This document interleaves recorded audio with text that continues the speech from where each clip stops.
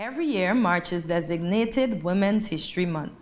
This month is set aside to specifically honor the cultural, political, and socio-economic achievements of women in world history. Today, we will be doing just that by entertaining a discussion between two women who reside right here in our Twin Island Federation. Patricia Walters, the current CEO of the Cable, she has almost 30 years of international experience as a business transformation leader. We also have Naeemah Hazelle, the Deputy Director of the National Counseling Center. She wears many hats, including being the Vice-Chairperson of the local chapter of Caribbean Women in Leadership, CIWiL organization. Women's History Month began as an American national celebration in 1981, and in March 1987, it was designated as Women's History Month. Let's have a listen as these two women engaged in dialogue concerning the relevance of Women's History Month and breaking the bias. To start the discussion, I will ask this question. So, ladies, does this month truly bring clarity to women's concern and issues? You would like me to start? I think so. I love the way she looked at me like Naeemah. This is my very good friend, Pat. First, I'd like to say thank you for having me here. As on the other side, I really enjoyed engaging this month with our other guests, but I know Pat was missing, and I'm so glad to be able to be here to engage with her today. And of course, the entire audience. But I think that it's important. You have to think of it kind of like Black History Month, right? Would we ever say that Black History Month is enough to capture everything that that Blacks and Africans and people of heritage have created in society? Could we ever capture it all in one month? No, but it's also nice to be honored. It's nice that somebody would, that the month would be created, that we'd have that opportunity to celebrate each other, because generally we don't celebrate ourselves and we don't celebrate each other. So even though it's not the end all and the be all, it's important that we have a month where we do have an opportunity for us to reflect on our issues and celebrate our achievements and really look at the contribution that women have made in the world and in our societies. I think there's something about reinforcement as well, because of course we know there's lots of challenges, opportunities, progress that women can make in the world, here locally and in the region. But then it just shines a light on it, right? It shines a light on achievements that perhaps we wouldn't otherwise have seen if that forum wasn't there, and it's reinforced annually. Should we need that? Should we have to have something that forces us, a bit like Valentine's forces you to recognize your partner? I love you. You shouldn't have to have it, but there's no harm in having that, and then we just make the most of it. I was really proud this year to be able to recognize one of my team members, Aravinda Hughes. Oh, nice. Yes, you know, we have examples all over. We don't have to look right through history. We have lots of great examples here of spectacular women. And so Aravinda, national football player, second runner-up in National Candle Queen, and a technician. Yeah. And a technician, I love and that. And a technician, yeah. And so, you know, women can be powerful and recognized and exceptional for being who they are. They don't have to be like a CEO. They can just be like the best teacher, the best mother, the best makeup artist, the best entertainer, the best creator. They can be anything. We just need to own that power ourselves. And it's great that we have something worldwide that recognizes that. That's very good. Now, Naeemah, I see you are the Vice Chair of CIWiL. Can you elaborate a bit on CIWiL for those of us who are not familiar on Yeah, what I CIWiL actually does? think CIWiL is a unique organization because it's actually I'd say bipartisan, because we can't say nonpartisan, but it's an organization that actually brings together women from throughout all of the political parties in St. Kitts and Nevis, and we work together in transformational leadership and really looking at how our issues are reflected in the political landscape and increasing the number of women in decision-making positions and creating support for that. So there's members from the Labour Party, from the People's Action Movement, from the People's Labour Party, from NRP, the Nevis Reformation Party, from CCM. There's literally members from every party in this organization. And you know, it's interesting because we talk a lot about division and the ways that we cannot work together. But to me, CIWiL is an example of a way that actually as women, we do work together. You know, we had a meeting just last Saturday. Representation is there. There's a lot of stuff going on in the political spectrum right now. we're not concerned with it. Like, okay, these are the issues that we have to do. Oh, we have this project for CIWiL. This is our yearly plan. Let's just go ahead moving to push women's issues and get more women into decision making. And CIWiL is important because, you know, there's a lot of tokenism in politics, you know, and leadership, because all leadership is not political, you know. There's also people that are leading in civil society, NGO leadership. So there's a lot of different areas that women are leading in. But it's important that we look at how we lead, you know. It's not that we need to be leaders like men, that we have our own thing that we bring to the political forum and the leadership forum that is unique and special. And that's very absent in today's politics, a real understanding of holistic systems, of how things work together. Because as women, that's something that comes almost naturally to us. Making something from nothing, working with less resources. Multitasking, time management, considering others. We empathy. We spend all day considering others. We're not even recognized for that. So I'm glad that we can have that organization to show that women can work together to transform the landscape for women in terms of leadership and to support each other, not just locally in St. Kitts because it's a regional chapter, but throughout the Caribbean. I think it's an excellent initiative. Yeah, we'd love you to join. You see how I got that on TV? Did you see that video that came out at the beginning of COVID? I did. And it was all the women. And it was like, while the world stopped and was looking at COVID, did you see that video? This person was Prime Minister, this person, and it was so many women, political leaders. And it was just incredible. And you looked at their record of how they managed COVID, and it was exceptional. I was just going to refer to that because they said all the countries that were headed by women managed the COVID pandemic the best. Amazing. Because it's a pandemic that requires care. And we've been taught that, like, that's the weak position. So even like when we say that we appoint ministers, you have like your one female minister or your one representative. They're always given the care ministries, you know? Like we're the only ones that can do care. Right? They'll do money and we'll do care. Like it's it's really interesting as well because leaders in business, so as you go up the hierarchy, you have like loads of women in the middle management and then into like the senior vice president. But when you get to the CEO level, it snaps. But the returns and the profits of those businesses led by women normally are better than higher men. Yes, right. Because we know how to put away a little coin in the purse. Yes, we just look at things in a, no disrespect to men, but we just look at things in a much more multidimensional way. You know, I say all the time in counseling that, you know, sometimes men see things in black and white. If your partner says it's this, that's what it is. It's in black and white. But if women see things in colors, you know, so we're looking at every detail, every aspect. This could affect this, and this could affect this, and this could affect this. And they're like, okay, we're going to make this decision. And did you see the interview with Maya Motley with BBC? And they said, why is it that you think you make a difference in your role? Why, as a woman? Yes. And she said, because we care. Yes. And I just thought that was really powerful. Yeah. And I think that's where we are right now in our leadership, that we need just more caring, especially following COVID.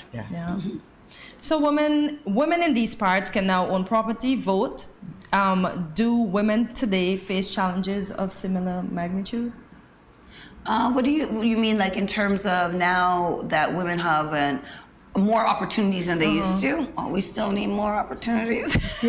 Of course, we still challenges. Yes. I think not so much perhaps in our region, but you look worldwide, and absolutely, even to go to school and be educated is a challenge.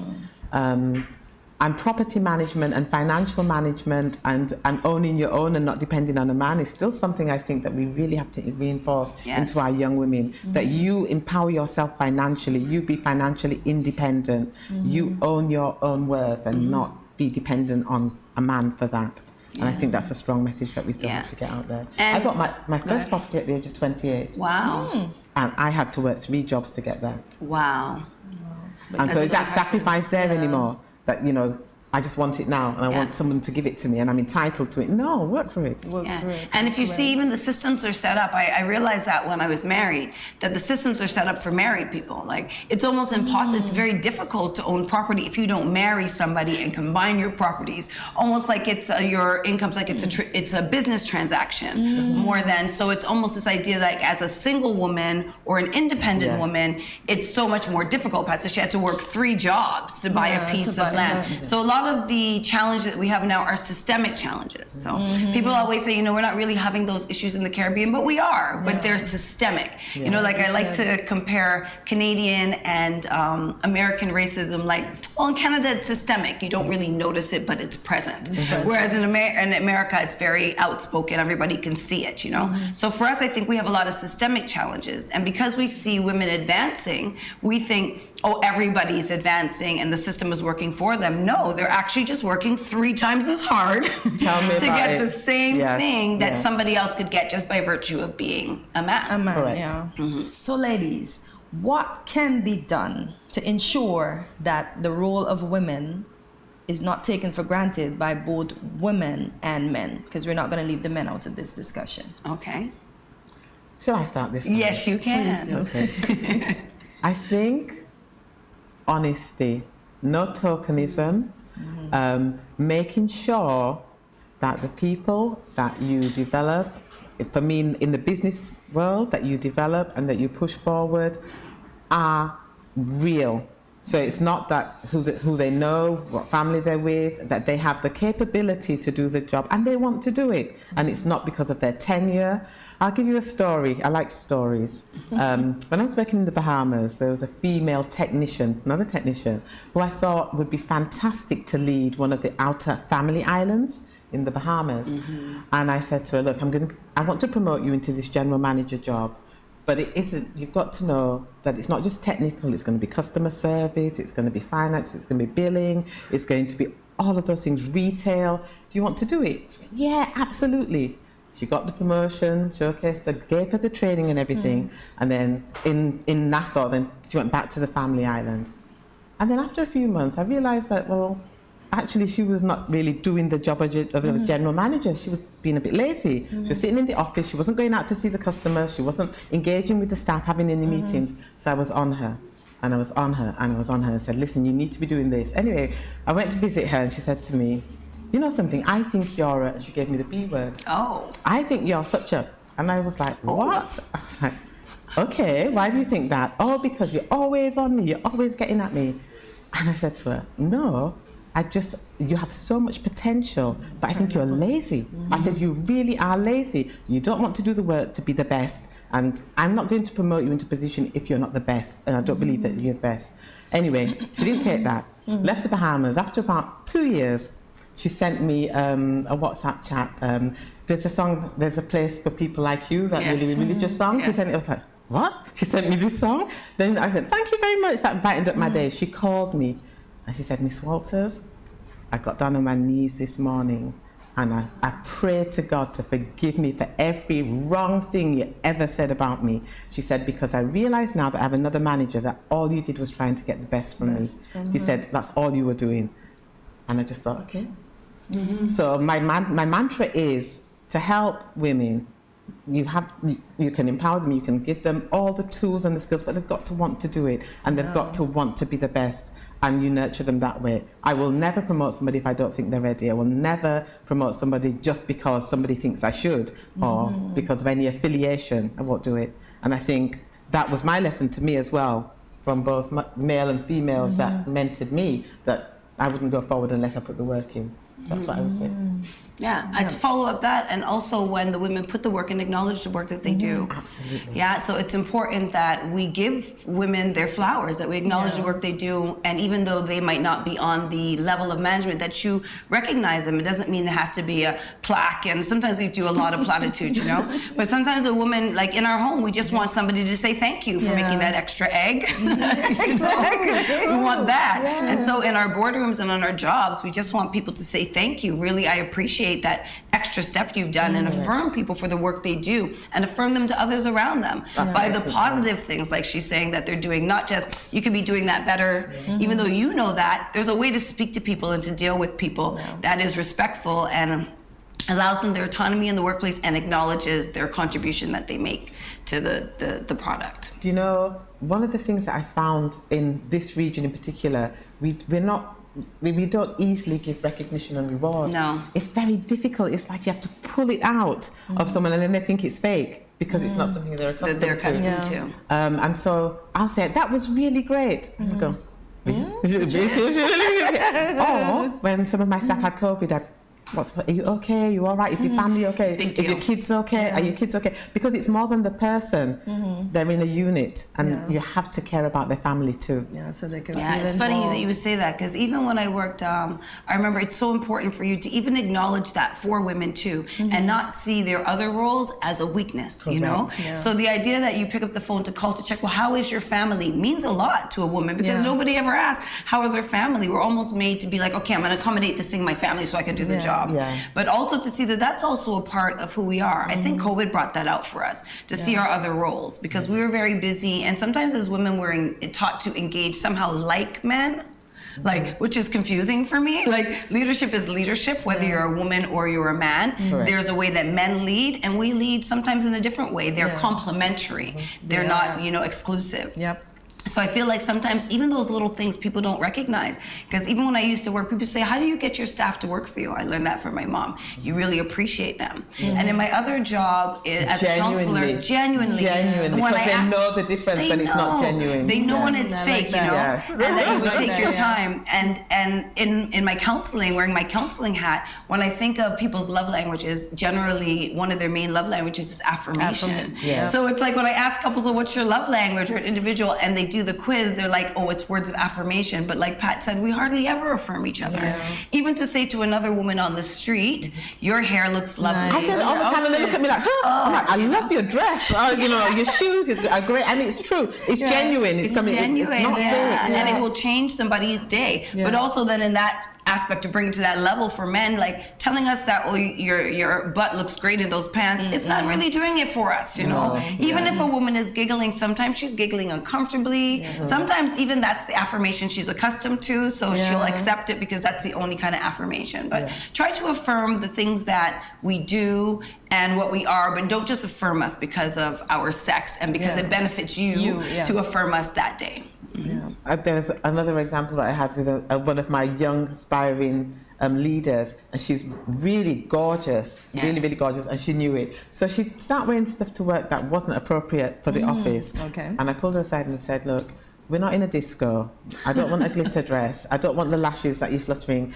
And I said, look at the discussion we just had, and we were just talking to some suppliers, and she was like this, and they just completely disregarded her. And then I spoke to them, and I said, just look at what happened there and look at the results. Yes, they laughed and they flirted with you, but did you get the business result? I said, and if they didn't respect you now, they won't respect you. And look at the other conversation that I had with them, and they're going to respect me now as perhaps not an equal, so nice but as a business equal. And she completely changed her outfit, her look, the way that she talked, the way that she interacted with her suppliers. So we have to give that, and it's not that we're being horrible or we're jealous of them or anything. It's just, listen, this is how you are in this environment. But do you realize, though, Patricia, that you mentioned the way she was dressed, right? But a gentleman can be dressed a type of way, and we would still respect them. Why is it you think we don't garner that same respect from them? Because they don't always have to be in a suit and tie for us to respect them. You know, we just respect them overall. So why is it we couldn't get the same respect? I think that goes back to the systemic issues, right? That we don't talk about, how we view women by how they're dressed. That a woman I remember once I worked at a school, and an education official who at the time was the vice principal told me that I was a prostitute because I had an ankle bracelet. Never forget it. I thought Wow. it was amusing to me. I just, you know, my mother's child, so I'm like, you can say what you want. You know, I'm gonna wear my ankle bracelet now every day. Okay? But even things like that, it was like, well, where do you get that judgment? So sometimes we have to challenge the judgment, but sometimes we also have to see our accountability. There's appropriate, like you can't come to work in your slippers and your shorts, but if you're coming in something casual, there's also an appropriate way. You can't be, we don't want people to sexualize us, so then sometimes it's difficult to dress in ways that it's difficult not to be sexualized because of the nature of the systems of our country where generally we are quite sexualized. So it requires us again as women to accommodate for the male gaze, which we don't want to do, but if we're trying to be seen, we have to make accommodations in that setting, because realistically, as much as we have male allies, our expectation is not going to be that they're going to accommodate for things that they don't require accommodation for. That's an excellent point. Yeah. Yes. Wow. Look at that. That was a good question. So before we go, because we're a little pressed for time, I was hoping we had more because this conversation is really interesting. Yes. What would you ladies say we need to continue to do to actually shatter? Because we say we shattered the ceiling, but a lot of women still say we have plenty more work to do. So what can we do to continue to get up there to finally break it wide open?